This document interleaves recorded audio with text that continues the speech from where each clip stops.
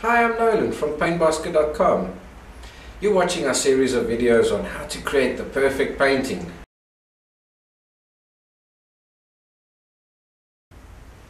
What is perspective?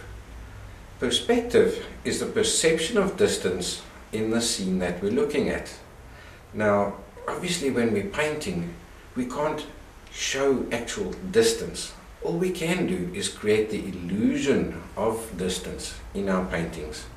So what we do is we apply 5 laws of perspective, and that will create that illusion that we're looking for to fool the viewer's eye, that he can see into our painting.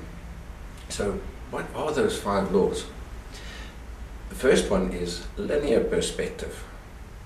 The second one is aerial or atmospheric perspective. The third one is color perspective. Then we've got 2 more which are lesser known but just as important to get our paintings to look as though they got depth in them. The first one is the law of overlapping, and the second one is foreshortening. Now, in most paintings you would have to apply all 5 of these rules to be able to create that illusion of depth in your painting.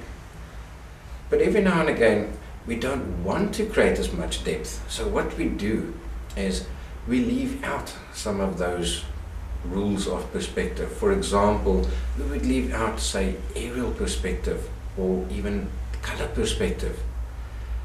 We would do this in a painting, for example, like a still life.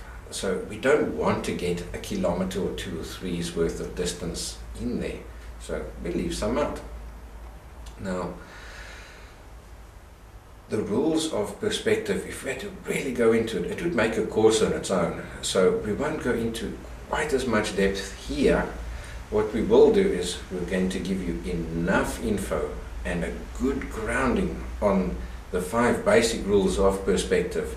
So from there you'll be able to build and grow your perspective knowledge.